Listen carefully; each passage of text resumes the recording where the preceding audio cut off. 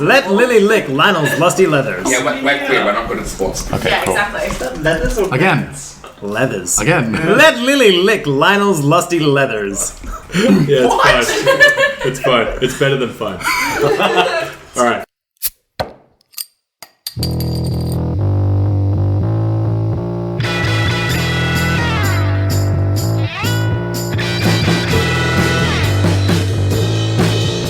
Where? It's quickly was. Cheers. Solid. Very solid.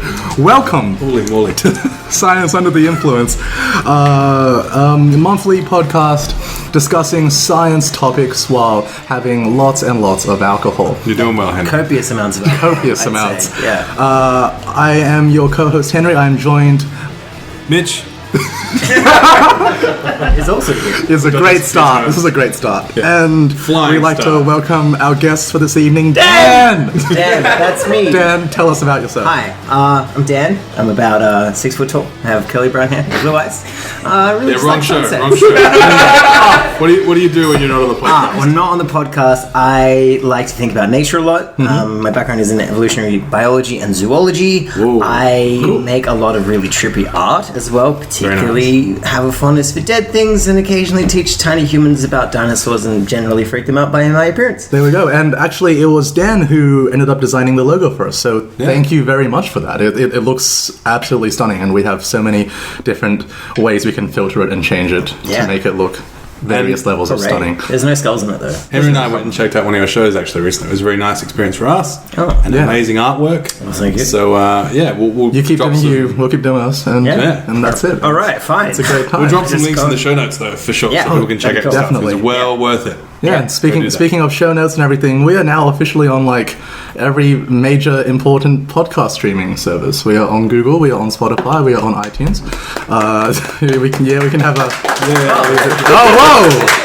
whoa. What's Hey, that so- noise? What's that noise? Anybody hear that? What's that? What's that, Henry? What is that, bitch? Do we once again have a We have live a live and treasured studio treasured audience. intimate studio audience? The intimate. Say hello, studio audience. Look at that, they're happy to be Amazing. here. I should also mention we are also on Facebook and, like, we're on Twitter, We're on but Twitter. I don't want to touch it, so Mitch, if you want to take that. What is our username on these platforms? Science Under the Influence. Wonderful. Wait, that's the name of the show. Whoa! Hey! Except for the Twitter one, which for some reason just came out as Science Under. And that's it. Like, everything else, like, the title of our profile is still Science Under the Influence and everything, but The influence got too drunk. that's So it. if you want to get under science, find us on Twitter. That's it. If you want to do literally anything else, do literally anything else. Very good self-plugging. Thank you very much. And with Nice that, plug. and with that said, I think we should probably get started with this show. And to kick us off, we're going to start as we always do with just the headlines. Going clockwise, we're all going to offer 3 headlines, one at a time, from some time in the last year in science. Now, these headlines may either be word for word accurate or absolutely false in its entire sense. The other 2 contestants must guess whether the headline is true or false, and after the answer has been revealed, the person providing the headline can choose to elaborate a bit further, just a little bit, if they'd like to. Now, each time a headline's validity is guessed correctly, the person who offered the headline loses a point and takes a shot. Right? So if I say a headline, you both say true and it was true, I take 2 shots, I lose 2 points, we start in the negatives. There is a chance to have 6 shots in the first 10 minutes, and Dan's face is already screaming, I regret this instantaneously. This would be great.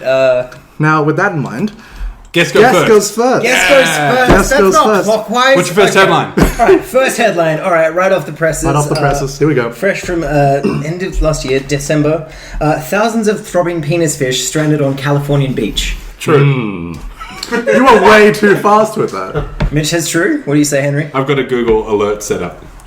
No. No, you don't. No, not really. But it's the kind of thing I wish I'd done. I'm going to say false. Okay, well, actually, so this is a really interesting one. So it is a real headline. However, However, It wasn't California? no, they weren't penis fish. They're actually really weird worms called innkeeper worms, which are like a 3 million year old species, but they're about 10 inches long, pink, throbbing, and look very much like penises. Well, that seems Okay, wait, short. So no penises, no fish. I would say the entire thing is therefore false, Mitch. You're Oh, dumb.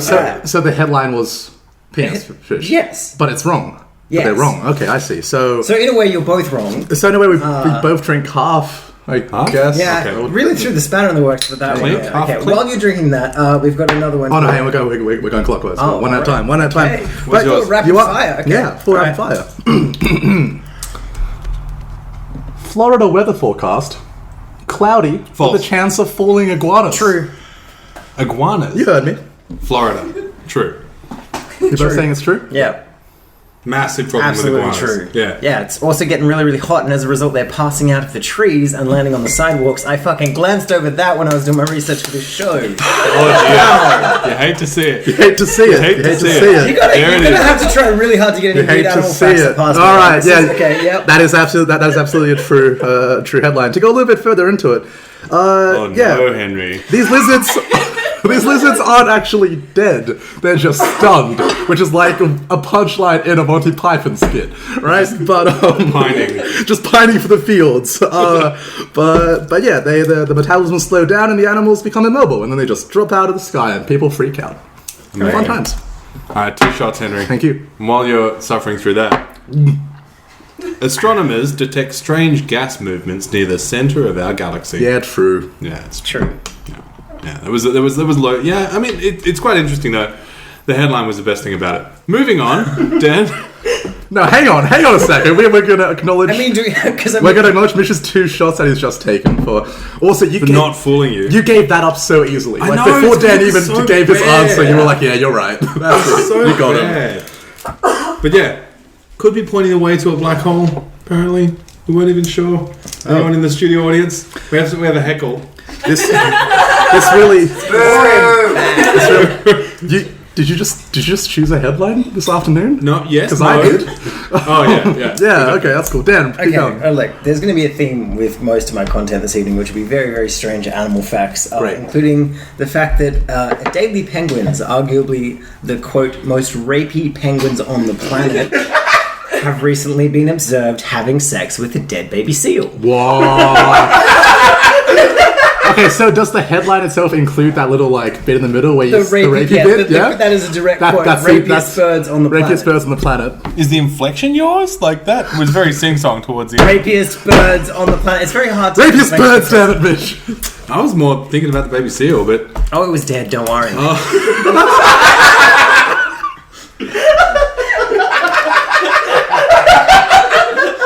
right, okay. We're live, folks. Yeah, I believe that. Do you? I do. Do you not? I just don't want to live in that world. That's a shame. Then, all right. No, I believe you too. Well, you're both wrong, because while it is actually What? true, What? I've not read that in a headline at all. It's actually from like an old, like Wow. 12 paper. Okay. Nice. unbelievable.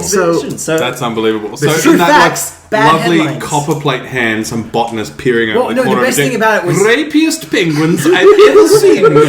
the articles were Compared actually to what? suppressed. It was suppressed because they were deemed not worthy of scientific literature at the time, Wow. despite all of the observations being perfectly true. That's a shame. Yeah, And their propensity for raping is still there. Still there. They'll fuck a rock. Adelie penguins. Well, there you go. No deal. No deal. Great. Well, one shot for each of you. No, no. So you only take the shot if they guess you correctly. So this is just this weird stalemate point where no one takes any. Wait, hang on. You know what? No, f*** off. I fooled you. Yeah. I but- gave you a headline. Sure, but you don't. both Oh, but wrong. you don't take a shot. You don't take a shot. No. We don't take a shot to begin with. So it's a weird stalemate. You don't lose any points either. We just. Yeah. That's it. I feel that I've only had one shot and therefore should not be too drunk to understand your scoring system, but I'll allow it. Okay, Okay. let's press past this. Let's breeze past it. I got one. Wolves regurgitate blueberries for their pups to eat. That's cute. It is, right? Too cute? No, it's true. They're giving their thinking faces. I say true. Dan says true. Mitch. They're omnivorous. Blueberries are rich in anthocyanins. Very good for a young grown pup. And here I am with like my caved in brain thinking, do blueberries grow where wolves live? Yeah, all right. I'll go with Dan. True. You're both saying true? Yeah. You're both absolutely correct. This is a true headline. Thanks, Dan. Scientists are increasingly recognizing that these predators have an actually pretty varied diet, including berries. In fact, the reason this was found was because the scientists just saw it happen. And like, Whoa. yeah, literally. Just staring at a wolf. The wolf like just vomits up some shit. Is it Kevin? No, it's amazing. Great. Here's mine. Mitch, you're up. Scientists find an ally in fight against brain tumors, Ebola. No, hang on. No. The way you're saying this implies that Ebola's the ally, but if like... But No, that's true. Oh, it is? Yeah, that's Oh, what shit, okay. Yeah, one more time for the cheap seats. Okay. Yeah. Scientists find ally in fight against brain tumors. I beg your pudding. It wasn't a comma. It was a semicolon. There it is, okay. Yeah, semicolon. Ebola. I'd love that. It's a strange one. Let's go with yes. I'm going to go with yes, too, because I'm gonna I say love it's that. I think it's true as well. So you're both saying it's true. Yeah, so yeah. Only to the semicolon version. Yeah. Not the color version. Yeah. That feels wrong. Right. Okay, so the common one's bollocks. Yeah. I didn't know we were doing punctuation. Anyway, it is true. Great. Yeah. What a headline. What a headline. What a headline. Take some whiskey. Dan, your final one. I have an absolute doozy for A you. doozy. An absolute Big dude. doozy. Okay, Great let's go with big this. doozy going Big with Dead Seal. Doos coming in. Terrible. Great big doozer. Terrifying psychedelic fungus hijacks sex orgies among cicadas and destroys them.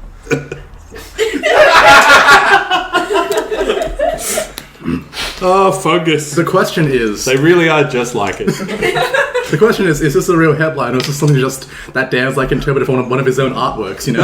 It's like, yep, that's what's happened here. I licked the fungus first and painted this and made up Yeah, a here it story is. about it. Like, There it is. yeah. Got him. Fucking got him. It's a bit Eclectic. It's a bit too eclectic to be false, I think. I know Dan's mind though, and that could be something he's come up with. He loves cicadas. I don't know if he loves cicadas that much. I do have one tattooed on the back of my head. There you go. That actually is a giveaway. I'm gonna say it's true. Yeah, you're just looking at me weirdly for some reason. Mitch, what are you saying? False. Okay, It's true. great. God damn it. Yeah. What is it? A wonderful Mysosporora funga is infects the cicadas while they're having sex and induces some wonderful psychotropic effects that are similar to hallucinogenic mushrooms, psilocybin, and tryptamine, as well as hitting off some amphetamine-based receptors as well, prompting them to fuck themselves to death, while also spreading this. Woo! Entopathogenic fungus. Entomopathogenic. It's Very good words. solid. We're going to do good words later. Right? Infecting insects. Yeah, we are doing good Yeah. work. You must take one shot because Mitch didn't believe you, but you're doing well. All right, my final headline. Pigeon Bot is the first robot that can bend its wings like a real bird. I'm not doing birds with you again. Not after last fucking episode. Some bullshit. False. Bollocks. I'd say it's false because bird wings are really well made. Shelf your pigeon bot. Cut one open, they're real. Yeah. This is an absolutely real article. God damn Yeah, it. there is a. Do it to me. I will. Pigeon. Mitch, go ahead. I'll explain this. So yeah, Pigeon Bot has been made. A robotic pigeon. It's Sorry, did you say erotic pigeon? a robotic pigeon. An erotic robotic pigeon has been made. Because I made an erotic robotic crab once, but that was another story. Like that was some honest research. Because they found they had new insights into how pigeons' joints work, so they built one that kind of was like one. Now they're looking Does it to fly? use that. Yeah, it does, and it bends the wings when it needs to. And they're looking at moving that onto like aircraft and stuff. Wait, I have to drink this now. Yeah, I did. No. All right. Here is headline number 3 from me. Computers can pick its you from your daggy dance moves. Computers can what? Pick Okay. its Yes. you. No way. Oh, from it's your you. I daggy- see. Yeah, there we go. Okay, I'm Yeah, with I yeah. you. have some very, very identifiable and daggy dance moves, except I just don't trust like AI's recognition. Although then again, I'm white, so maybe that helps. I was gonna figure it out. No, that'll It's make like, it- oh wait, That'll make it harder, right? Because like if it like looks into just a room of like 40-year-old it's dads, real bad. white dads dancing. Yeah, owls. They just assume they're all owl or something. Right? Every one of them. look, I'm gonna say anyway, true. I'm gonna go with true as well. I'm drinking a lot. Oh no. Mitch doesn't Oh lie. no, Mitch. He doesn't. I Welcome. find it hard. I find it hard In this first part, We counter each other very well with that. Anyway, it's true. Yes. They analysed the daggy dance moves of a whole bunch of different people to different musical genres. They went for blues, country, dance/electronica. Nuts. But anyway. Where you do find some of the daggiest moves. Right. That is true. That's it. Yeah. And with that being done, we are all sitting in the negatives, as planned. But Dan, you're in the lead on -2. Hey! You're sitting on -2. Wait, hang on. Are This we going guy. up or down? I should have mentioned. I feel like I did mention. The first round starts off with us in the negatives, then we go back up. Okay, alright, cool. So -2, yep, good. Yep. Good. I'm sitting on -4, and Mitch is sitting on -6. To Mitch's wife and dogs, we are so sorry about this. This won't end well, but we can all try. That is We can only do our best. I'm riding a bicycle home. Great. So, welcome to What's That Sound? What is that sound? What is it? What is it? Seriously, So, what's that noise? in this round, Did you hear that? Oh, this is not Oh good. god, it's in my it's like head. a pantomime of idiots. All right. So, each contestant provides audio for the others to hear, which can be from any field of science. The others must then try to guess what it was. Now, because this is so tricky, there are 5 shiny points on the table. Okay. Which means you can get to the positives, and Mitch can still be sad. Cool. Well, this Alright, is true. All right, so go to this- sound. Okay, Dan, I'm gonna play go your first. sound. Okay. I hope this works. You can back it off a little bit. You're good. What is that sound? That can't be all of it. Is that it? I can't even hear it. It's much quieter than I thought it would be. I can hear it. No, that's a fly. That's not the sound. Oh, that's not the but that's a clue. Okay. Okay. I like it. No, so this part of the recording, we will put that sound in itself. Yeah, Yeah, we'll but cut did it you in. actually fucking hear it? We couldn't hear that at all. Okay, No, so we heard the that's- fly at the end. That's the important part. Okay. But if you, fly at the end. if you want to just like put it here so we can hear it, Okay. we'll guess it. Okay, we'll try again. Close your eyes so you can't see the video. Yeah.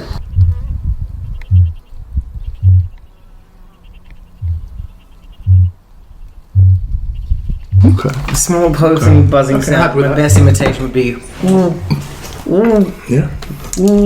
except much lower frequency. But my balls haven't dropped yet. I heard it. It was how interesting. I'm gonna guess that.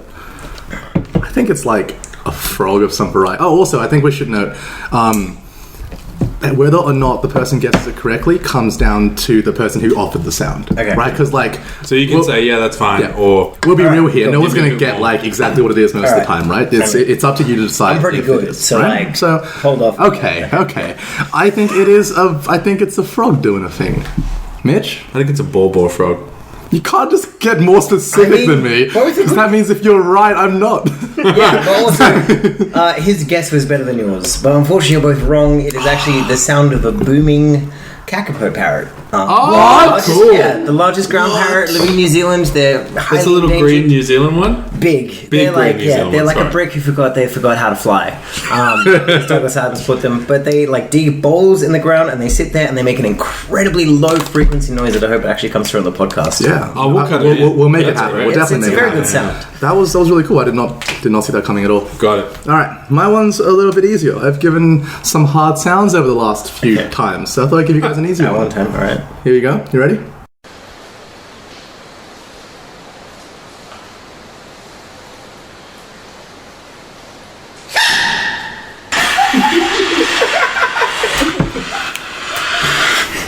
That is after you, Mitch. No, after you. That is a panda sneezing. Yeah, that's what I was going to say. That's sneezing. Sneezing panda. That is absolutely a sneezing baby panda. Yes, you Yeah, guys yeah. got it. You guys got it. Congratulations. Magic.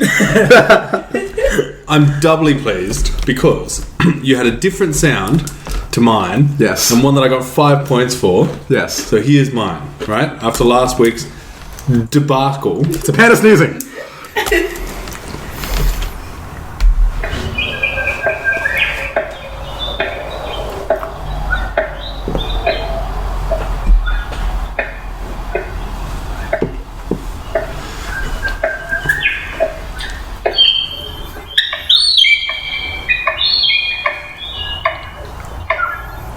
How long is this video?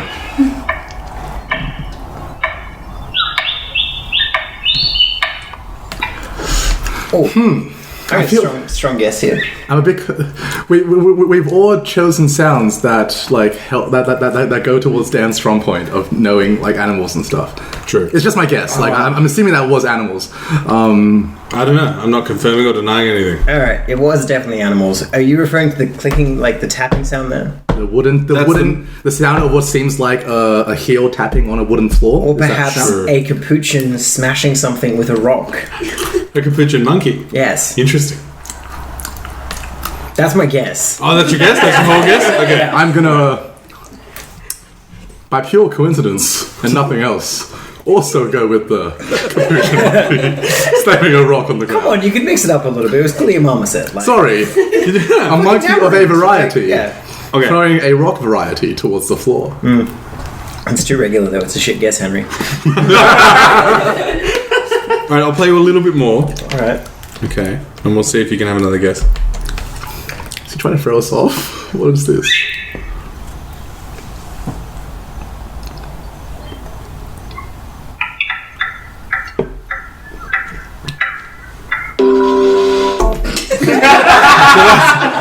That was the end of the video. That last bit was definitely an ad for Google Play. So 2020 vintage. I'm gonna. There's actually advertising for the Google's Play. So hang on, is this your way of like trying to tell us that we're wrong, or your way of trying to like make us change our answer because we were right?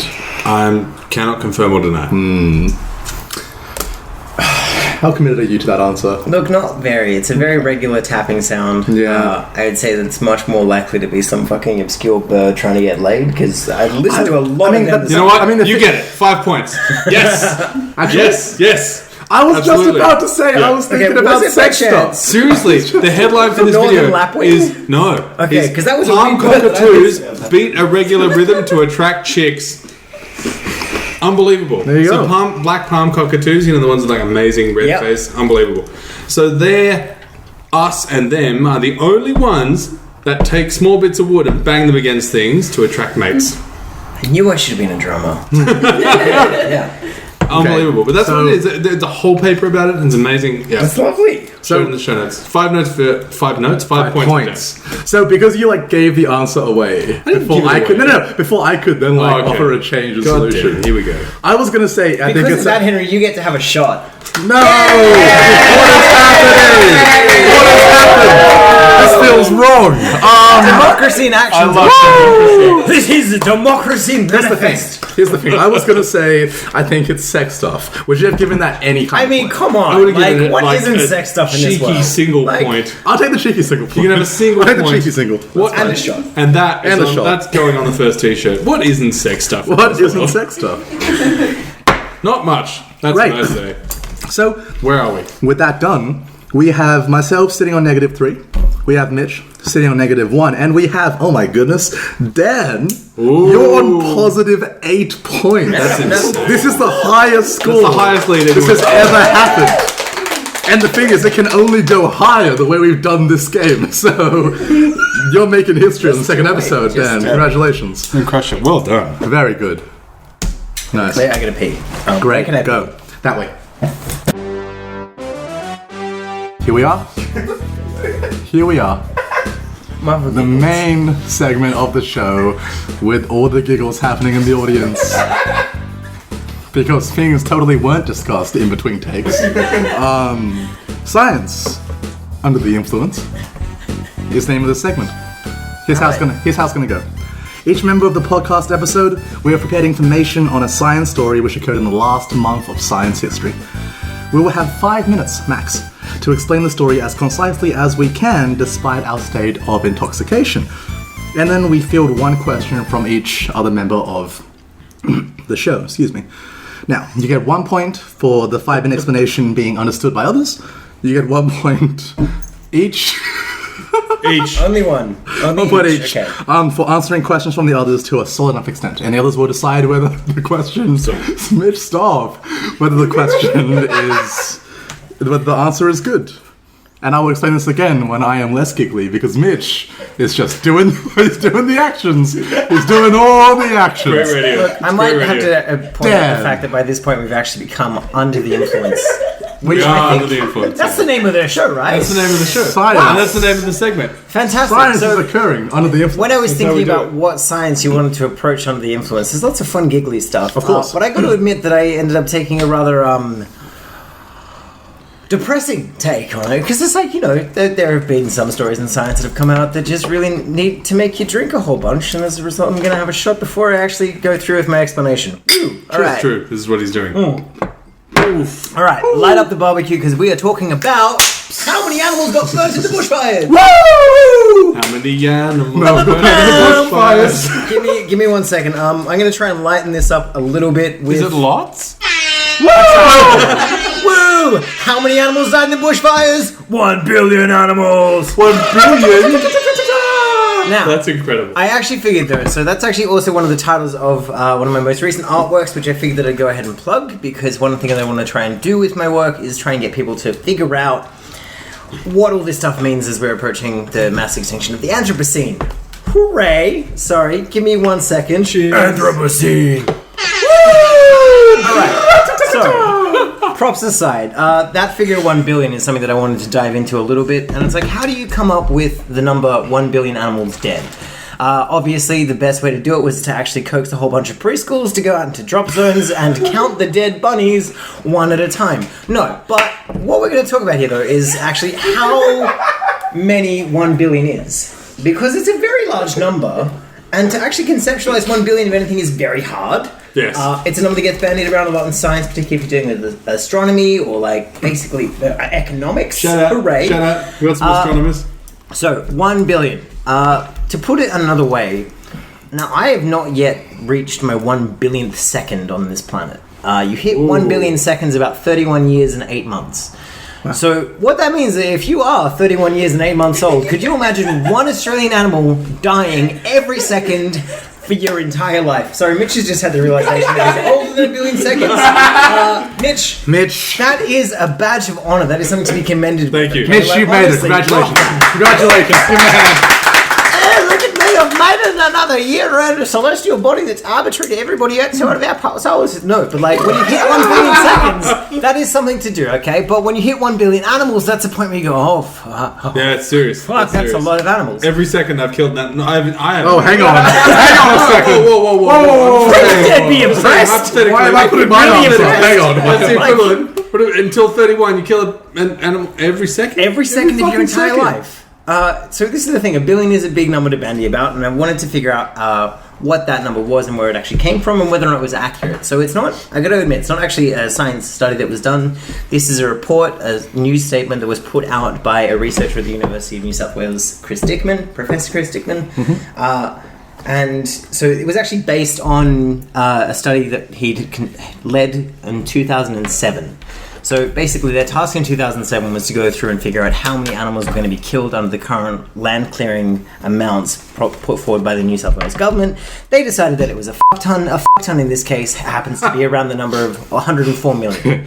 So what they then did with this figure was actually take that and then like, okay, if we've got 104 million animals dying to 640,000 hectares of land clearing, then, alright, how many animals can we predict to be dead after the catastrophic bushfires of 2020?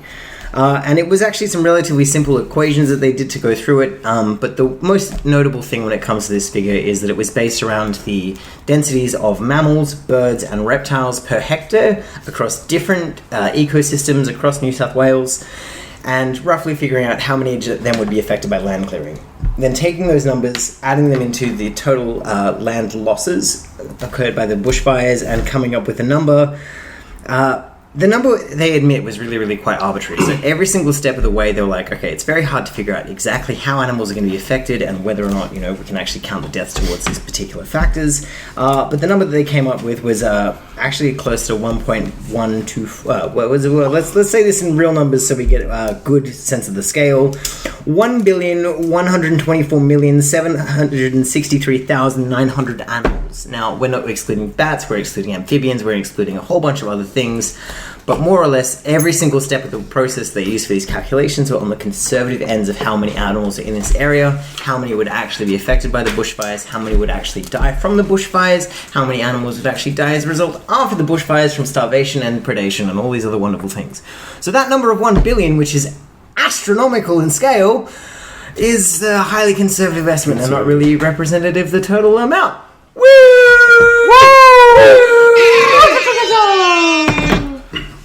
That's my story. That's your story? Yeah. That was under 5? That wasn't a 5. That was Kept it 4 minutes. concise. I mean, honestly, I have a lot more numbers that I could have included here, but my state of intoxication means that I don't feel confident in conveying them. That's fair. So we didn't really get into the methods of their. Well, that's okay. That was under 5 minutes. Mitch Okay. and I. Do you get it? Mitch, do you agree that was concise? Because I think that was very definitely get concise. it. I think that was one of the best explanations this show's had in a long time. So. Oh, absolutely. Thank you for and that. deeply troubling. Yeah. But again, it's to make sure that they're not just pulling this number out of their ass and, like, you know, the idea of having some wonderful person come out of left field and be like, more likely right field and be like, ha, bushfires weren't even that bad. I only saw like 4 burnt kangaroos. This estimate doesn't actually, in fact, include kangaroos. So, Wow. yeah, got to add that into it. There's a bunch 'Cause of I saw- surprises in there. Yeah, I definitely saw one tangled in some barbed wire. That's it. And, Oh yeah, it did trying to not get out. survive the bushfire. No, trying to get out also leaves them open to predation by cats and foxes and other lovely things. And you've got starvation. You've got them trying to get through relatively, and they're like, oh, why don't they just find a new home? And it's like, yeah. Why don't these people from the other side of the world just find a new home in Australia? Oh wait, you won't let them fucking in. It's exactly the same process that you have with animal refugees created from bushfires as well. That's it. It's a big old problem. Well- Very depressing. That's okay, because like we'll give you the point of being concise, and now Right. we have one question each, and we will ask them, and we will decide that if what you say is a, I guess, satisfactory answer to the question. I'll go first, if that's okay, Mitch. Yeah, no, definitely. Yeah. This bushfire crisis over the last few months that's happened, it is something that should not be joked about.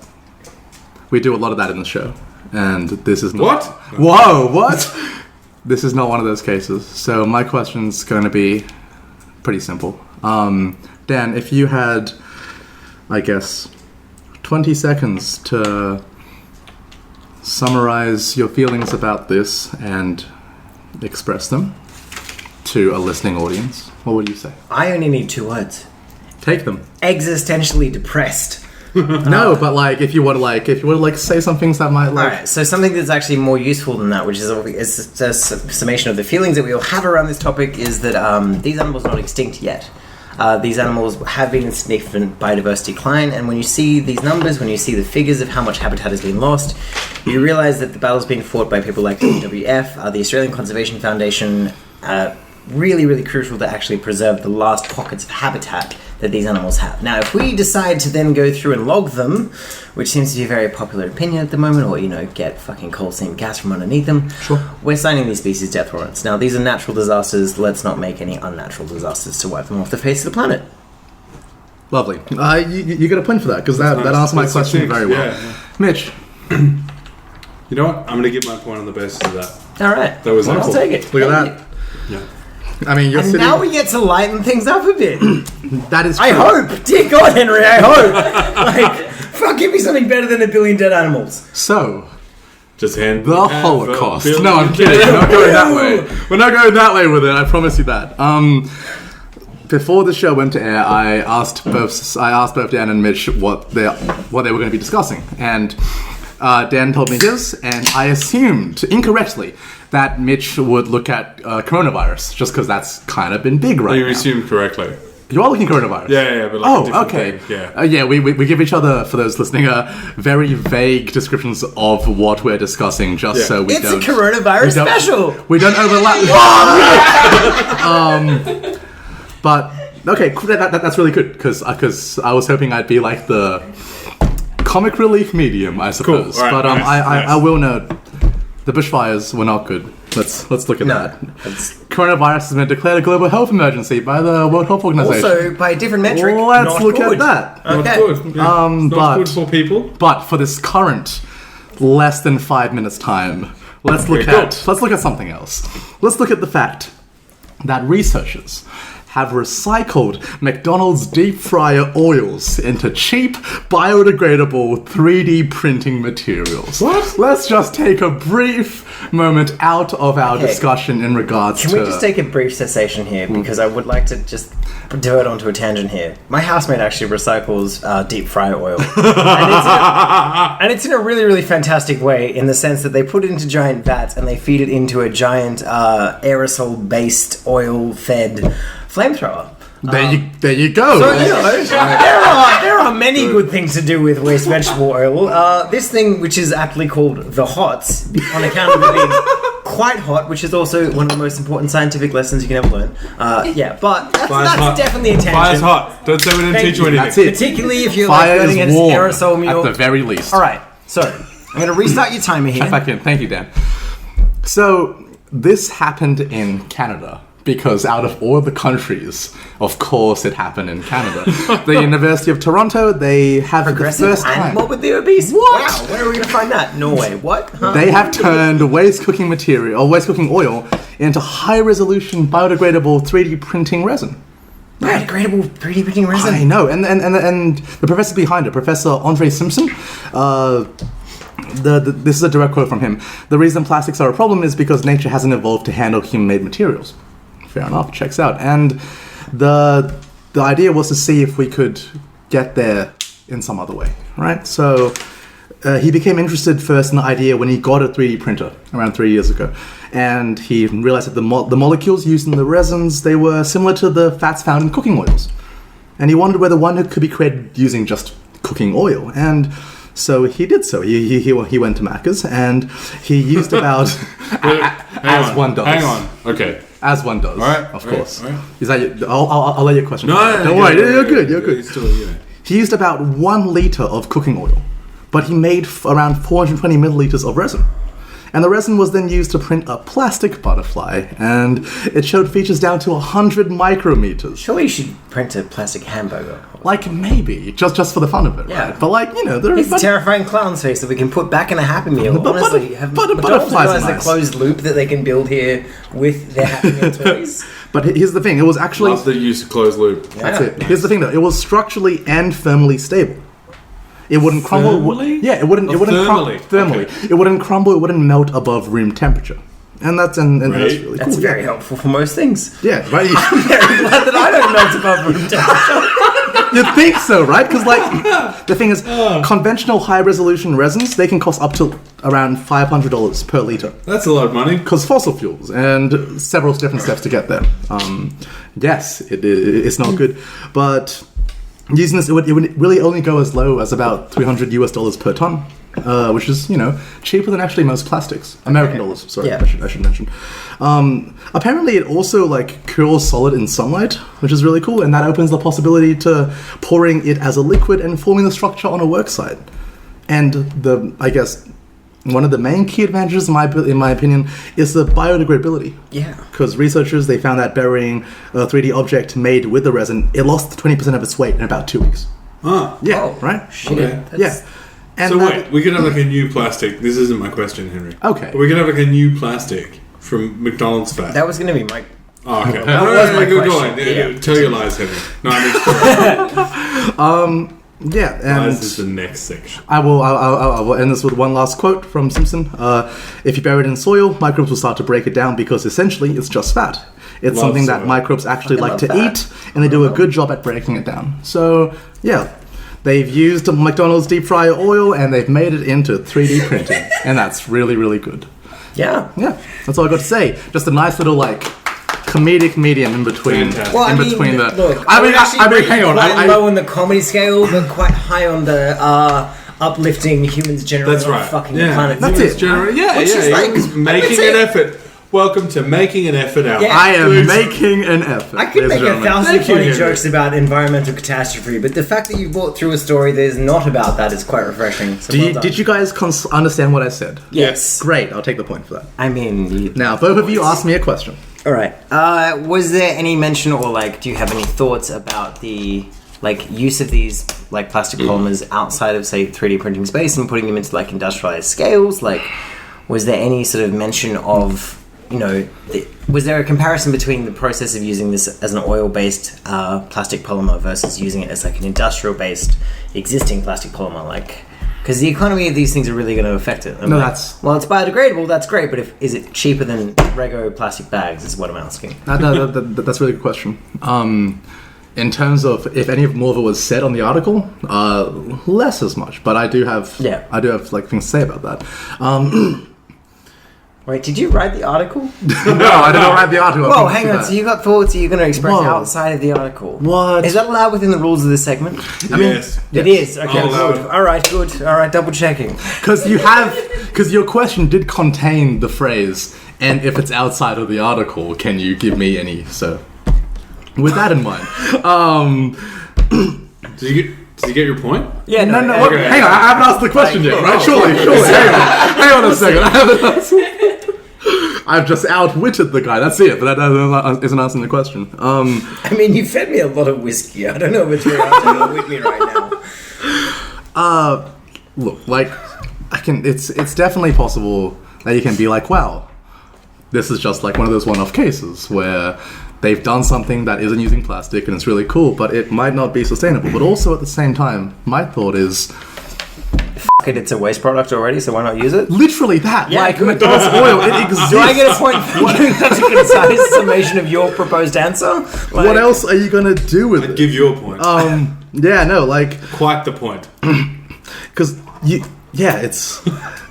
Because using that oil generally is not that good. Like in terms of just like in terms of the household and commercial just shove waste. it down the sink. Yeah, literally. Cause, no, for those that are listening, you should not shove large amounts of oil down the sink because it ends up just clogging sewage lines. You make fatbergs. It builds up lots of fat. It's a not lovely good. term. It's not good. Like Don't flush it with wipes. Stop fucking doing it. Stop doing it. yeah, fuck you, listener. Environmental PSAs. I also like birds while we're yelling.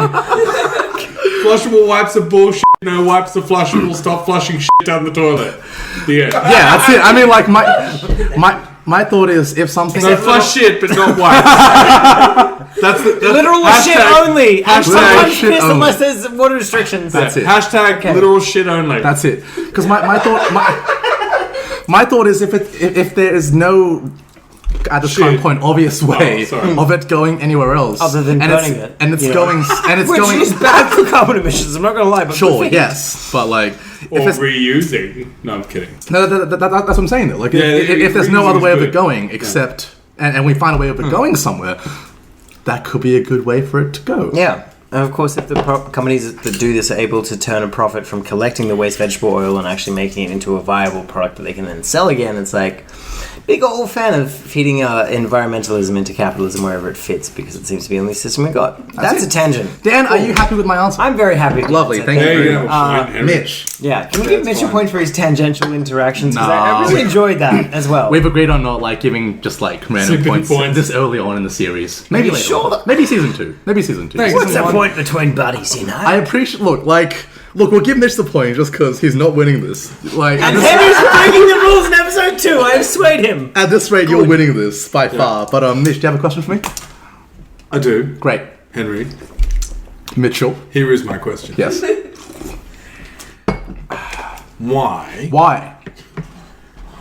Is this? He's right. He's backtracking, ladies and gents. Why was McDonald's not doing this themselves? Great question. So Dan's got an answer. I've got an answer. Dan, tag in. Your answer. Woo! Because they're corporate cunts and there was no profit. It wasn't profitable. Hang on. So I actually really quickly want to state Dan's views are not reflective of the science podcast. Dan is our guest for tonight. I am. I hate McDonald's. I don't even have a what he vegan burger. has to say. They're a little bit reflective. But They're in like terms, a tiny bit reflective.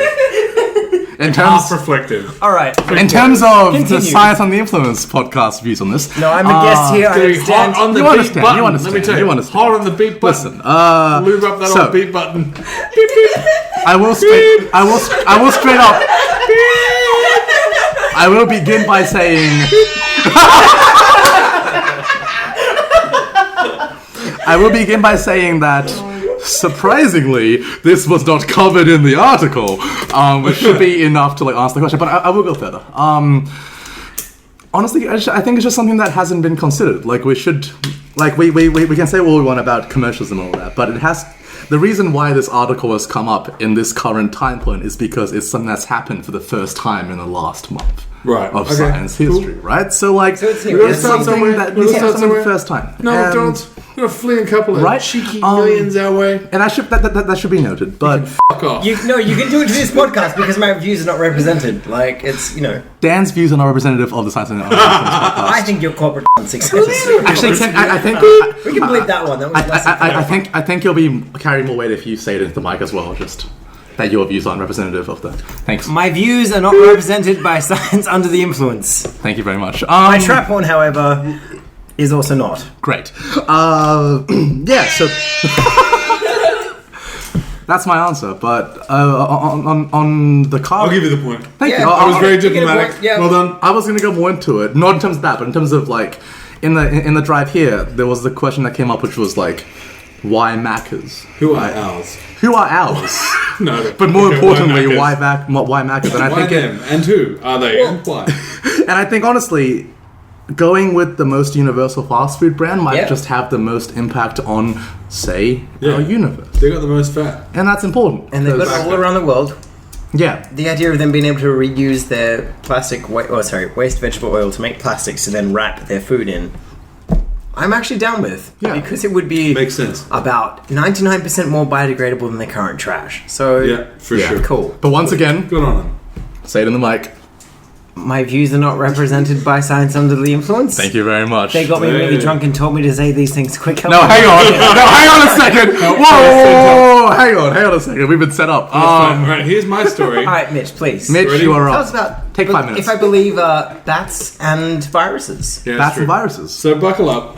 We buckle. Done. So the coronavirus outbreak raises a question. Okay. Coronavirus outbreak raises question. Why are bat viruses so deadly? Okay, go on. No, you will have your question, but it's not right now. It's not that one. So it's no coincidence that some of the worst viral disease outbreaks in recent years, SARS, MERS, Ebola, Marburg, and the newly Bird flu! named or Bird flu. initiated what we were calling coronavirus, but is now COVID-19. What? Yeah. That's the official name. So the Originated in bats, alright? So, clipboard down. let the podcast show that Mitch has now thrown the clipboard. It has hit one of our audience members and they're bleeding from the face. Let the podcast. That's how serious he is about this. Let the podcast show for this in between takes. All Mitch was doing was fucking highlighting parts of his clipboard, and he has thrown said clipboard onto the ground. Mitch, you have 4 minutes. Wonderful. So, here's to go with bats, okay? Bats are mammals, but they fly. Yes. That's crazy. Sounds relatively boring. not It's included in And the if 1 you billion think to it's boring- animals. Throwback, but Yeah, go on. fantastic. Yeah. Because bats are mammals that fly, their metabolism is far higher than other mammals. Much, much higher. And typically, if your metabolism is accelerated or you're placing your body under that much stress as a mammal, it's bad news bears. Yeah. Bad news bears. You have issues with your metabolism, Bad you have news issues with bears. inflammatory molecules, and also, let me point this out, alright, bats, fucking bats, Australian bats, and Australian black fruit bats, you name it, live 20 fucking times as long as other mammals of comparable size. Yeah. 20 times! 20 times. Breaks the rules. That's 20 times! Unbelievable! Rats, you know how long? Like, 20 times less! we have quantitative facts on this show. Yes, we do. Unbelievable. Right, so here's the tea. So bats, right? Bats, viruses that bats pick up. Okay, so they're called zoonotic infections when they transmit to humans, but they need an intermediary vehicle, like an Uber on the way home. A vector, if you will. Very A good. vector, if you will. Very good metaphor. So bats, right? Yes. Might transmit through something else and then to humans, as was the case with COVID-19. As was the case with MERS, as was the case with SARS, as was the case with Marburg. As was the case precursor with to like Black Ebola. Plague, you need to have a vector from the rats to the humans, which in this case was fleas. And of course, what do we have in the case of coronavirus? We have. I thought you had something. Oh, no. No, that's okay. Shit, does that count as my question? Was Coronavirus is fine. You're good. Yeah, Carry on. coronavirus is You're fine. good. That was like bats. Not direct. You have 2 minutes. Okay, that's fine. 2 minutes should be enough. So, here we go. Wait, what? So this is going to be a tricky one. There's a molecule that cells produce in response to a challenge by infection. So coronavirus or COVID-19 is a particular kind of virus. Typically infects only bats. I'm not going to get into the weeds about why it started infecting humans. I really you have want 90 to seconds. No, you can do your own reading on that. But when bat cells are challenged with this infection, they produce a tremendous amount of something called interferon alpha. All right? And interferon alpha is like the kind of pseudo-drunk, just broken up bouncer of the interferon world. Okay. He is out for blood. Yeah. Right? He's not mucking around. Anything that looks vaguely like it shouldn't be there, he's going to knock its front teeth out. There's no questions about it. All right. Yeah, so interferon alpha is serious business. Immune response. Serious business. This interferon response, or this immune response, isn't present in the tissues or in the cells of other mammals, including, critically, Homo sapiens. People! Exactly, people, us, right? I We studied don't zoology. we don't have seconds. this same response. If we did have the interferon alpha response that bats did, we may not become so susceptible, or be rather so susceptible to COVID-19. However, because bats have such a staunch immune response when infections transmit from bats to people, we are, to use the technical term, fucked. Yes. 20 seconds. Is that it? Are you done? So in short, Okay. bat metabolism real fast, they have an infection, they can fight it off. We can't, squishy human metabolism slow. Okay, that was Yeah. that was just under 5 minutes. Was that concise to you, Dan? Okay.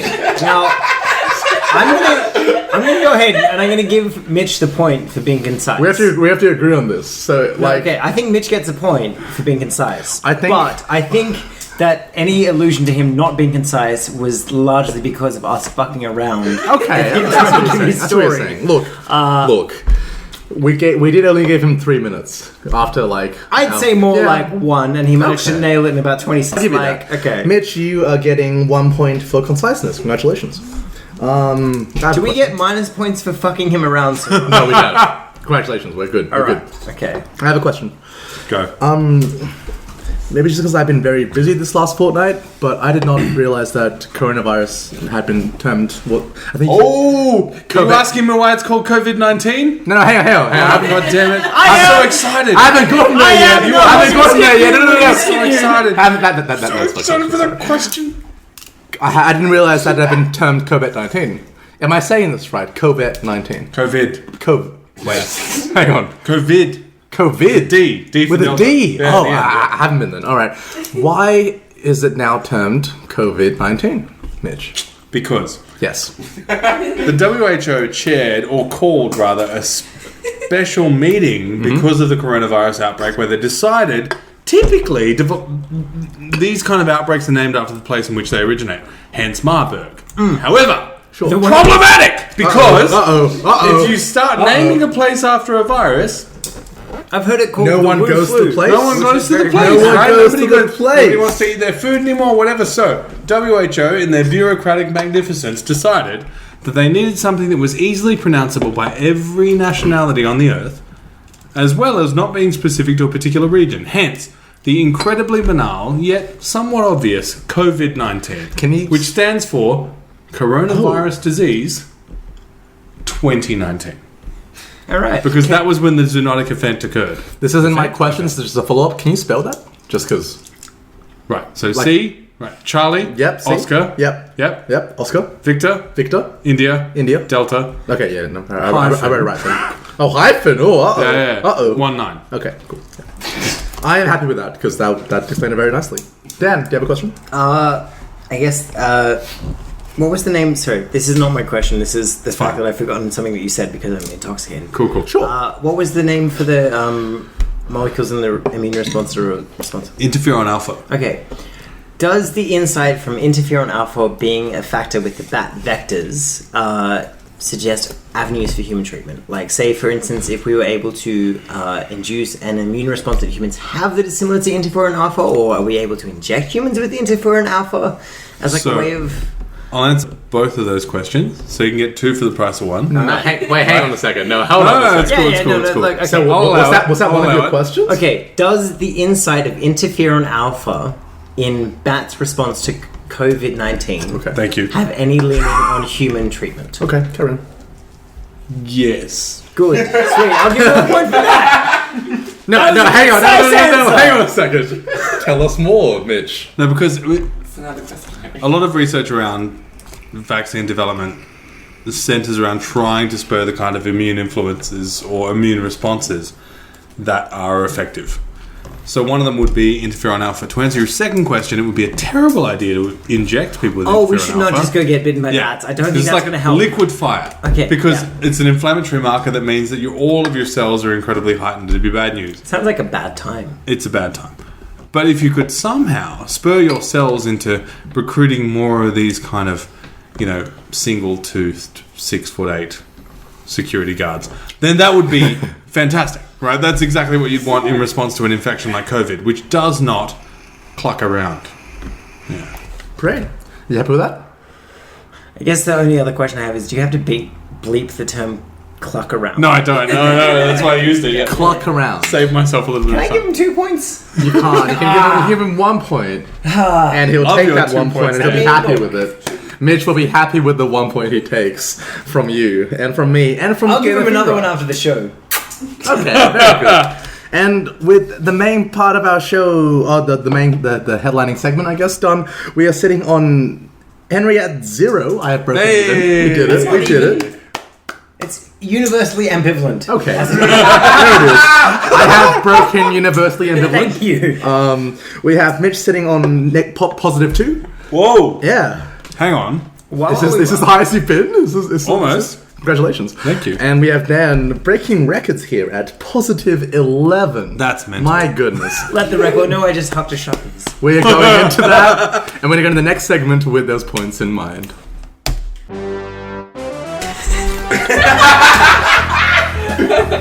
Still counts. So, welcome, ladies and gents, to Wacky Words. Wacky words. Wacky word! Woo! So the contestants will now describe 4 words, one of which is entirely made up. And you need to guess which one is made up, and then you get 3 points? Yeah, 3 points? Yeah. Wonderful. If you guess the incorrect word, you get 3 points. If you don't, you suck. Yeah. That's the whole Conclusion. game. Dan, what are your words? Dan, Okay, look. What are your can I 4 just, words? Can I just start this, though, before we actually talk about words? I want to talk about words in science in general, where it's like the idea of being able to have a word that specifically notes a thing is very helpful, but I would also describe it as one of the most alienating things in science, where it's like, let's give this a fucking name. Okay. And as somebody who studied, like, zoology, I've learnt a lot of Latin, and I'm going to make that your problem for tonight. So Thank you. you also have me and the rest of science to thank for this when we have such wonderful words. So one of these is false, yes? One of them is Okay. false. Do you want me to give them in like rapid succession? Whatever order Yeah, you want to yeah, give. go But for it. Or like, do we give like one and then a pause? one and then a pause. Okay. We Think of it might as a dramatic reading. Okay, for we, instance. Dramatic also reading. note, we may ask for a spelling. Okay. Dramatic reading. Okay. Okay. Myrmecophagus. Say it again! Woo! Myrmecophagus. Great, that's all you need to say. So next word? Autotopophasia. Okay. Sorry, no, wait. Oh, I hang on. read that right wrong. Autotopagnosia. Oh, hello. Yes, that's good. Malthanus. Say it again, but slowly. Malthanus. Great, carry on. Nasal pharyngeal penetration. Yeah. Okay. Yeah. We have our We've all 4 been there. words. We've all been there. Say them all in quick succession, one after the other, one more time. Myrmecophagus. Yep. Yeah. Autotopagnosia. Okay. Yeah. Malthanus. Yeah. And nasopharyngeal penetration. Oh, this is tough. The third one is bollocks. The others are fine. I almost think it's See, part of me thinks that's just a red herring of sorts, right?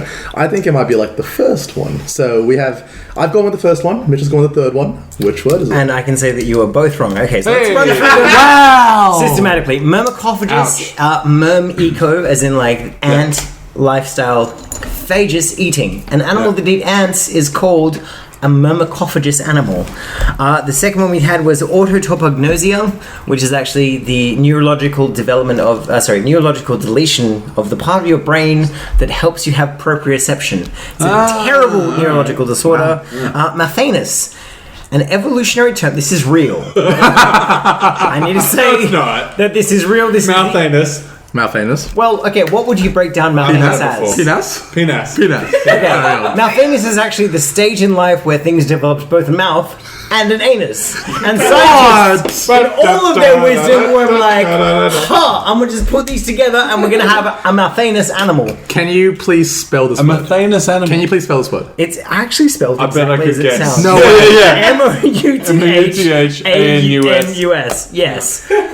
Now, that means that, Henry, you are a Mathanus animal, whereas the sea sponge is not. It's one whole. Is It's like a pineapple pen. Mouth, anus, Malthanus. Wonderful. Done it. Now, as for nasopharyngeal penetration, that was the word that I chose to make up for the very real phenomenon of dolphins fucking each other in a blowhole. What? Real phenomenon, fake word. What is the... Oh, I see. Oh, they Okay, definitely I see. dolphins. I don't. For the record, right? And I'm happy to have this on mic. I'm not great with dolphins. Okay. That's fine. I'm kind of afraid. You should be. Honestly, think about how much you use your hands and thumbs for. Now imagine instead of hands and thumbs, you had a prehensile penis. Like, fucking hell. Prehensile. One day. Prehensile. What would you I give? would put that in anything, including another dolphin's blowhole. One day, for some reason, you are going to apply for SeaWorld. Yeah, And that is the day gonna they're catch going to this and hear they're gonna be this. like, whoa. They're going to cash it in. All right, And you're can not I gonna let get it. loose, a related fun science You fact? have 20 seconds. 70% of the copulation attempts between dolphins and humans have occurred in water parks. Really? Wow. Okay. Don't say we don't teach you anything. You've just learned a thing. There we go. Take that. All right. Pop it in your front pocket and go on to the rest of your life. That's incredible. Pop it in your blowhole if you don't. I think it's more appropriate. But okay. Magic. Yeah, good. Henry, Henry, I believe you tell got us some words your for lies. Dan, that was very well done. Well done. Mitch, that's accurate. So there was inspiration for these 4 words. Me and my partner are going to go visit some alpacas in a few weeks. And with that in mind, all of these 4 words... Alpacas have straight ears. All of these 4 words, I spit on you. in some way, rhyme or sound like the word alpaca. We have polslacker. We have grappa. That's a word. We have azarabaca. That's a word. That's a place. And we have chachalaka. Think about this, It's gentlemen. between 1 and 4 for me. Yeah. I think. So what was word number one? 1? I will say them all again. Just number 1. One more. Just Just number one is 1. fine. Okay. polslacker. I'm going to say number 4 is false. Yeah. Number 4 is false? What are you going to say? I'll say 1 is false. 1 is false. Gonna hedge our bets. Hedge our bets. I'm going to tell you, one of you are right, so I'm going to check the scoring for this. So if you get it right, you get 3 points. What did you say? I said 4. 4 is correct. Oh! What did you say? 1 is 1 bullshit. is... Polslacker. Wait, so you're both saying the same thing then? No. I'm saying that Coca-Cola, was it? You're saying chachalaka. Chachalaka. Forgive You're me. saying I chachalaka. am saying that chachalaka is not a real word. And you're saying That polslacker is not bollocks. a real correct, word. Yeah. Mitch is absolutely correct here. Polslacker is a word I had just made up. Let me tell you about the other 3. Actually, most importantly, tell me about chachalaka. I would love Become to. my new favorite The word. other 2 we know. Yeah. Look it up at home. But come on, our listeners might not know So what they let are. him shine, So, let him yeah. So shine. for the audience, Azrabaca is a plant that is native to temperate Europe. Sure. Okay. And grappa is actually a pomace brandy of Italian origin. I thought it was Hummus brandy. You heard me, Mitch. Hummus. A hummus brandy of Italian origin. For the radio, I'm trying to read Henry's. No, hang on a second. That's not right. It doesn't. And chachalaca is actually a galliform bird that is only found in the Americas. Hey. Well, I got fucked on bird knowledge. And we have a rare upset on this podcast. And that is the true meaning of Christmas. Great, Mitch, you're up. All right, here we go. Zwitter Ion. What? Zwitter Ion, You know what it obviously. said. Zwitter Ion. Zwitter ion. Deinen sprechen Sie Did you just Deutsch? say kidney? Hinny. Oh, hinny. Hinny. Can you spell hinny, please? H. Sorry. Okay. Double N-Y. Double N-Y. Yeah. Oh. Fustans. Quiniferous. Quiniferous. Now can you say them all with a French accent? No. Okay. So Zwitterion, Hinny, Fustans, and Quiniferous. I'm going to go ahead and say that Fustans. I am also going to say number fustans. 3, I think. Is Mitch trying to like rhyme something with substance? Do you even want to know the definition? That's exactly our cause here, yes. We would like to know the definition of Fustans. Is fustans incorrect? Zwitterion, No, hang on a second. No, look, you want to know the top, Fustans? dramatic effect. A waste product generated in winemaking. Oh, Okay. there you go. All right. All Okay. So, Zwitter Ion, please. Dipolar ion. Yes. Two Okay. groups with a charge. Okay. And they cancel each other out. Well, of course, I already Yeah. knew that. So it's from German. Zwei, two, ion, Ja, charge. ich spreche Two ein charge, bisschen Deutsch. Ah. Ambition. And Hinny Da. is the product of a male horse and a female donkey, as opposed to the product of the other one. Female horse, male donkey, something else. Mule. Sure. And then we've got quiniferous, Which is by far the most science-sounding of your words. which is Absolutely. yielding quinine, which is what makes. Sorry, hang on a second. Wait a Did you give second. us 4 real science words? Give us 4 real science words. Why the f*** am I going to say yes? No, one of these words are meant to be false. That's the one you guess. Why would I tell you? Sorry, so wait. I am so Sorry, confused. Hang on a second. Fustans? Wait. Busted. Fustans is wrong. Busted's a waste product generated in winemaking. Which one is real and which one is false? That's your job. No, hang on. made our guess. Our guess was Fustans. We have passed the stage. Fustans is our guess. Both of us. That is the wrong Both of you word. have guessed Busted's. Yes. Yes. Both of you. Yes. That's annoying Yes. because it happens to be correct. Great. Thank you. I'm glad that we could finally get to the end of this f***ing segment on scientific words. Thank you, Mitch. I want you to know that I've already written the scoreboards, assuming that word was right, because who you wins? just kind of casually Yeah, gave it's fine. a fucking definition for it for no reason. I'd like to bring up the fact that I'm a guest on this podcast and I actually understand the rules better than you. And I don't understand them at all. So let's talk about you. All right. Well, that being said, we have after that entire round, we have myself on positive 3.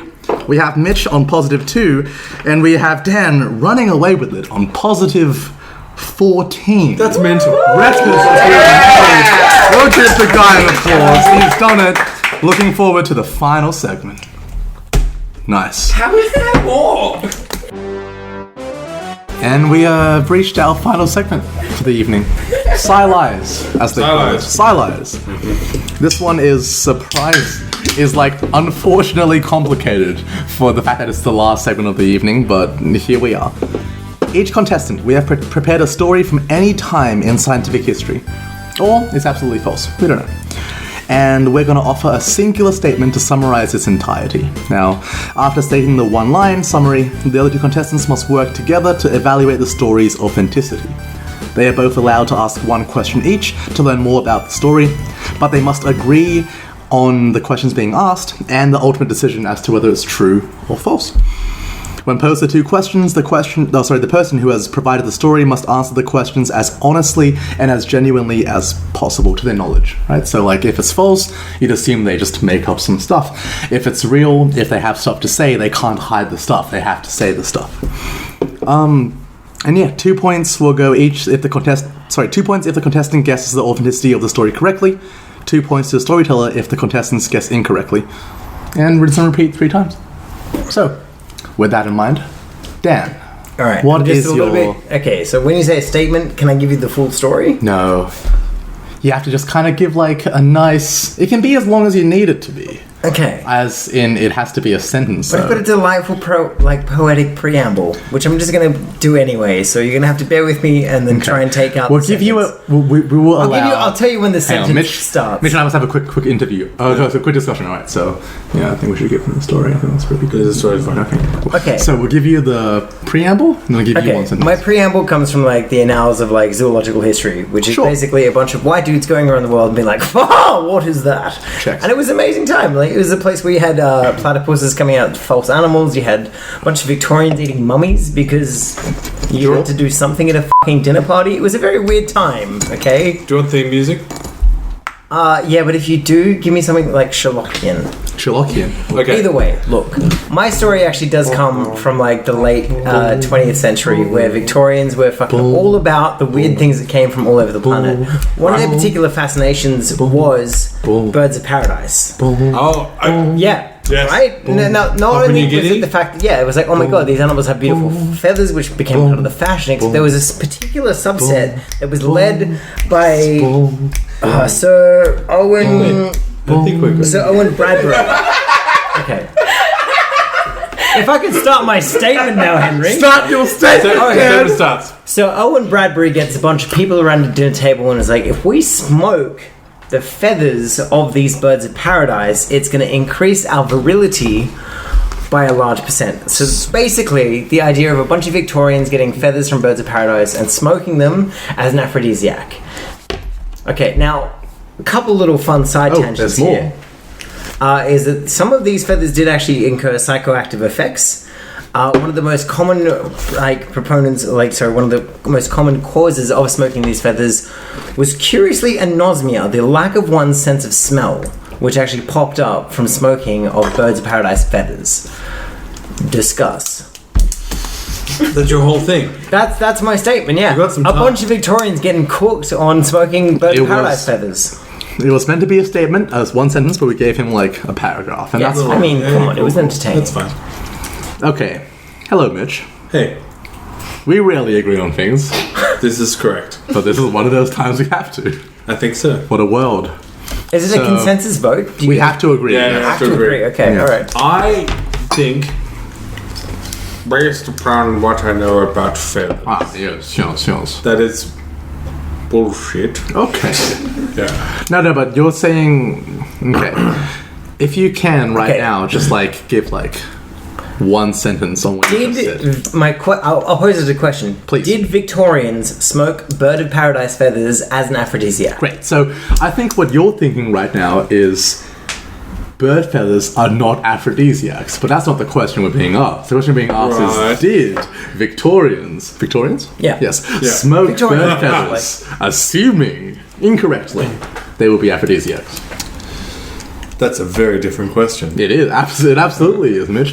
And we have one question each to ask the guy. Okay, you ask yours. Can I add in like a caveat? This is additional information. Is it helpful at this point? Yeah, go on. Okay, We'll is give you that occasionally they would actually smoke them alongside the feces of the birds of paradise?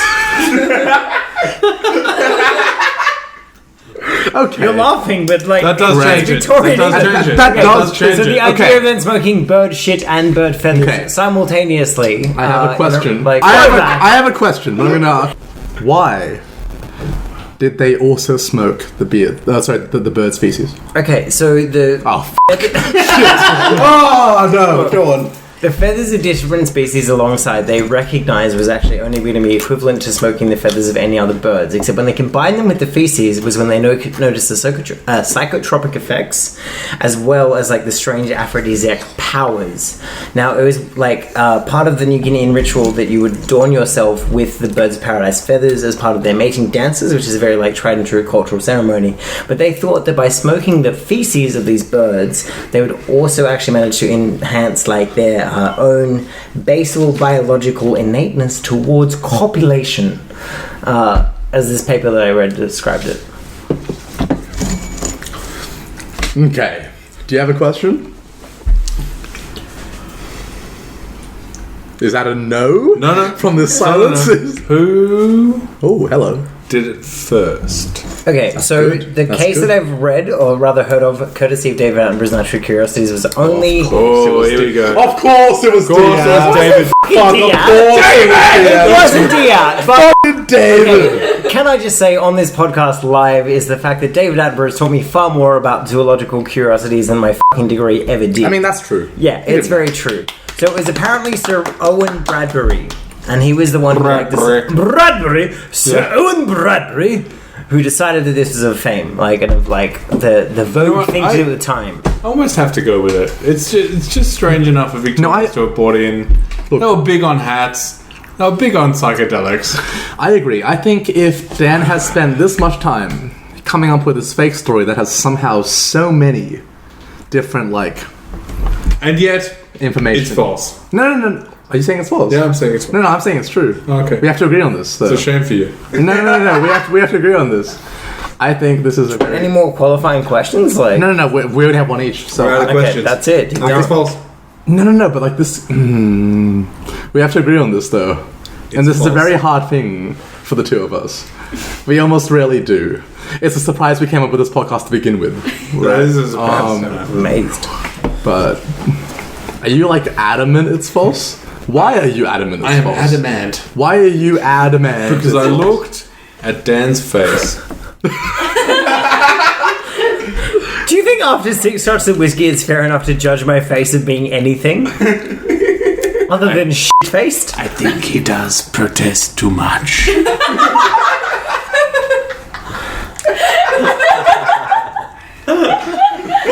I don't know. Lies, Henry. Lies.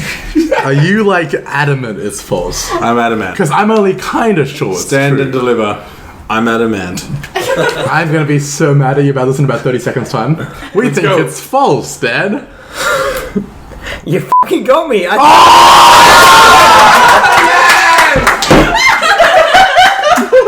Bottles have been knocked over in the cajoling and her celebration of me spinning what I would say is quite a fantastic fucking lie. Beautiful web of I think it lies. was really well sold by me. If it wasn't for the fact that Mitch could see my face, I think that you at home would have bought that wholehearted and true. Honestly, I am the highest scoring point contester on this podcast ever. And the fact that they managed to get that as false is, I guess, testament to them knowing that I talk a bunch of shit. Good. All right, Henry, what do you got for us? Okay. That was really good, by the way. Thank you. That was very solid. I know wanna how give to you that. lie. I was certain that was true. But now, upon further reflection, you haven't actually told a lie tonight properly in regards to your field. So Fuck off. I've told several lies. In regards to your field, though, it hasn't actually happened that much. So it checks out. Sorry, I have 2 words for you. Nasopharyngeal penetration. That is exactly Dan. one That's lie that at I least told. 3 words. There's a hyphen there. It's 2, thank you. God, you can't just be getting people in the nose and the pharyngeum. All right, prepare yourself. Gentlemen, Rude, who's got 2 penises? All reptiles have 2 penises. Gentlemen, prepare yourself. I have one sentence for both of you. Go on. More people recognize Billy Joel's Piano Man than originally thought.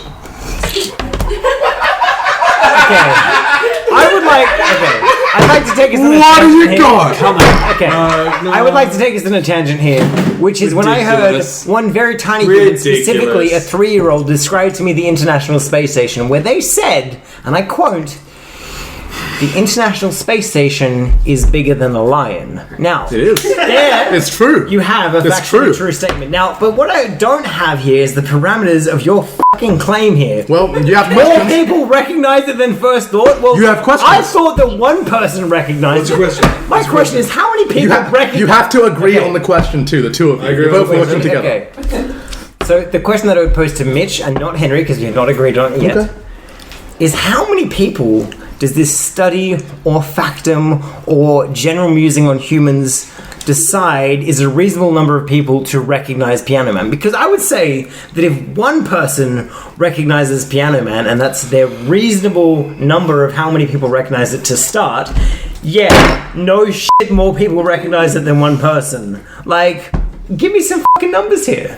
I love it. How many people? Good. Wait, is that the question? That's my question. Please state the question clearly.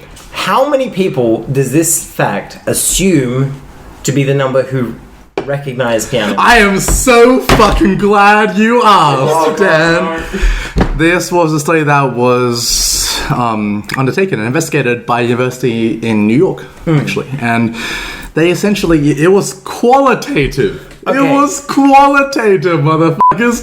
They did this over many different... They did this over many different years. Did they ask the Maasai? What's that? Did they ask the Maasai tribes of Africa? Were they included in their population study? Did they ask the people of the Maasai tribe whether or not they recognized... You can have my question. whether or not they recognized Piano Man to start, and or whether or not they recognized it afterwards. Again, what is your sample? Hang on. Henry? Okay, so What is your sample? wait a second. So your second question you're asking is whether or not they asked the tribes of Africa if they recognize I Billy guess what I'm Joel. really asking when I ask the Maasai tribe particularly is whether or not they have asked a representative sample of people who both A, know and recognize the Piano Man versus those who do not.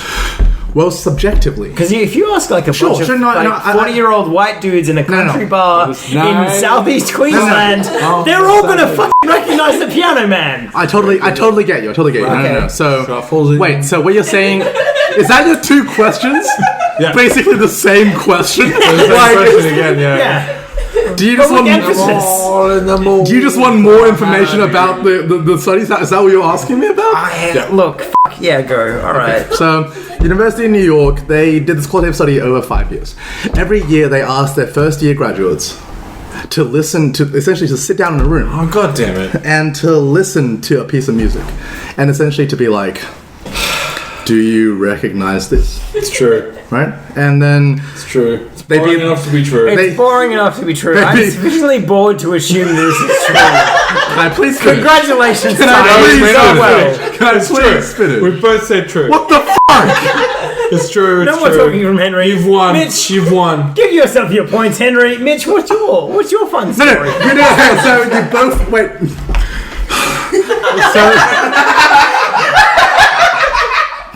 You both agree this is a true statement. Yep. Yes? Fine. Okay. It's a complete lie, motherfucker! He came up with this because he was listening to Piano Man as he was finding his facts for the actual show itself. Now, so I would like this to I be will a happily note take the plus to our the listeners out You are there. a tremendous cock. I mean, that would be my main note. Tremendous. My second note is the fact that Turgid. unfortunately, if you manage to make your cock so fucking boring and uninteresting, there is a good chance that people will believe that this falls within the domain of science. Now, I would argue that nature is far fucking weirder than a bunch of white kids from NYC recognizing the Piano Man. Very annoying. But here we have it. Their points Upset. would show otherwise. Well done, Henry. You've pulled us all to victory. Thank you very much. Upset. You've still won this, but Alright, here we go. I know. Ready? Don't worry, I know. Here's my thing. Thanks, okay. Mitch. Go. Okay. It better be more interesting Scientists than Henry's. have finally figured out how millipedes do it. Okay. Alright. Now, I do have some questions here. Wait for the sub-headline. Okay, some headlines. Whoa, what? Through the use of UV imaging, they've discovered which parts go where when they mate. When they make? When they mate. No, When just they mate. make? When they make Mate. sweet, sweet love. Yeah, which Okay. is science for fucking. Alright, animals Okay. fucking here. Hang on. Let's go. Alright, this is my level of expertise. Dan, we Calm down. Dan, Insects. Just we so have you to know. we have to agree on two I know, questions. but here. Henry, I'm just Okay. going to say, Go this is ahead. the preamble Call 'em out. here. Go on. Okay, my honours thesis was Here we go. based on the evolutionary dynamics of sex between such members as the arthropod. God damn it.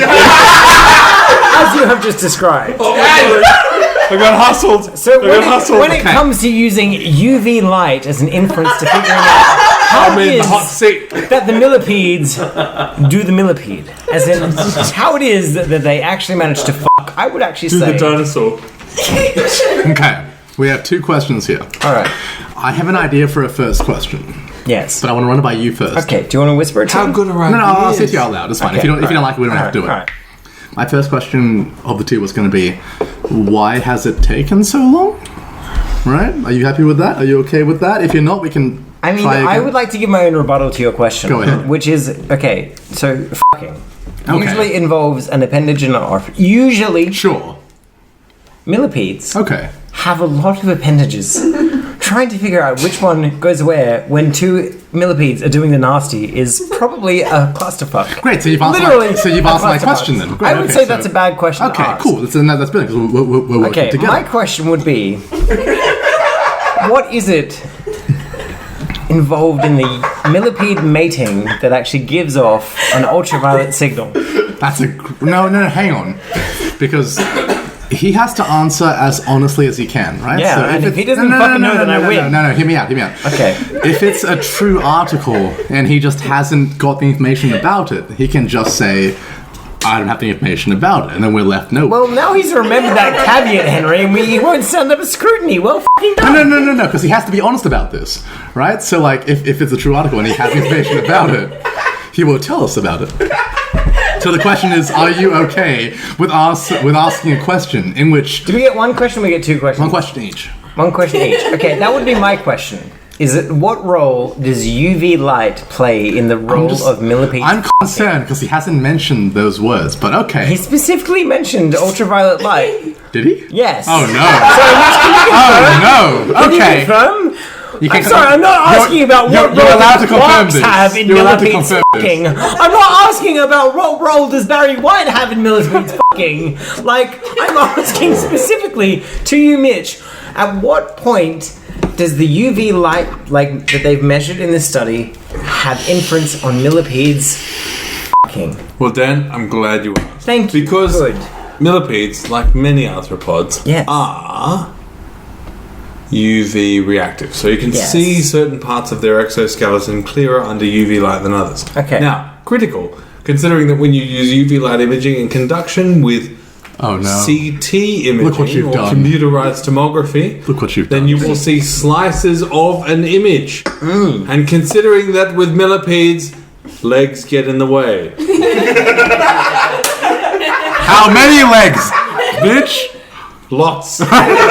Contrary to popular belief, not Right? actually millions. Lots, No millipede not millions, possesses a million legs. lots. That'd be too many. But between the Fun second fact that I know. pair of legs and the fourth, or if you're playing at home, go naddle, pair of legs, there is a region called the vaginismus. Right? So that, Note for the region where podcast that vagina Mitch is essentially Yep. pointing at his own boobs for this to go The region where down. the vaginismus is, right, is typically obscured by legs between male and female. Yes, When you're trying I to can image imagine. the act of the millipede nasty, you usually come across nothing but legs. UV image As a result of them included. having so many But when you legs. take slices from a CT image and in conjunction with the UV imagery, you get to see exactly what millipede ding dong looks like.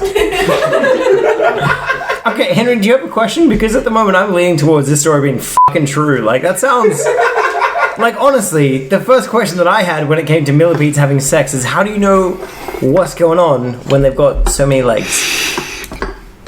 Okay, I wanna chat with you about this first before we give it to Mitch. Alright. He hasn't actually mentioned when and where the study was undertaken. Are you okay? It was with- taken underneath the fucking millipede, obviously. No, because I know that you have a solid knowledge of this kind of stuff. Yes. So if we ask him when and where, and he gives an answer that is unsatisfactory towards your knowledge of this stuff, surely that would show us that he is... Okay, I gotta be real here. My understanding is actually about how particular bean weevils were actually Coleoptera beetles. Oh, no. Fuck. It's not specifically about millipedes, but Oh, when no. it comes to... Don't give the game away, Dan! What I the got fuck? it! Scientific integrity here. Okay, fine. I'm not a published scientific author when it comes to millipedes fucking. Okay. I wish I was. That would be a great thing to have on my Tinder profile. But here we are. Are you okay if I ask him when and where this happened? I don't think it's the best use of When, our where, questions. and why this happened? Oh? No? You're not happy with that? Okay. Well, the why is clear. Is it? The Y. Is the Y clear? Is out of all things, the Y is clear. I think out of all things, the Y is least clear. Scientists look at weird things. Millipedes have a lot of legs, up to 800 of them. Trying to figure out where their dong is probably... Thank you for knowing that. I mean, honestly, do you think like zoologists are doing things that are tremendously useful all the time? Surely sometimes they're being like, yeah, but how do they fuck though?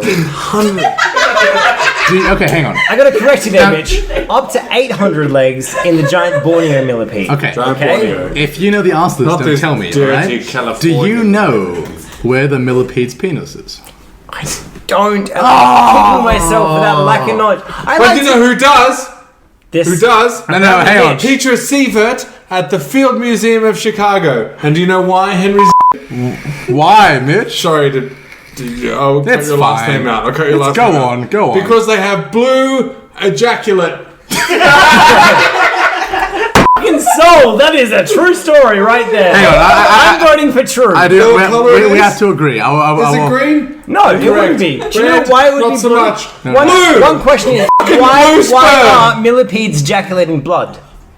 Great question. Why, where, when, and how are millipedes ejaculating blood? Blue. They're Fun- doing ejaculate. Hang on a second. Okay, so but let me put a caveat on this, which is the fact that most arthropods actually have a oxygen-carrying molecule that is based around a copper molecule, which is called hemocyanin, as opposed to our usual hemoglobin based around the iron molecule. You rust iron, as it's you would red. know, You rust. Is blue in solution? It is blue in solution. The idea of millipedes having blue semen is entirely believable as far as I would conceive it. Oh, okay? it's blue, Dan. And trust me, as far It's as that blue. female millipede can conceive it, apparently their dicks are between their second and fourth pair of legs, quite high up in their fucking body. I don't know why you got a dick in your chest, but I am going to believe it, Henry. Dick in your chest. Okay, I would trust you on this one.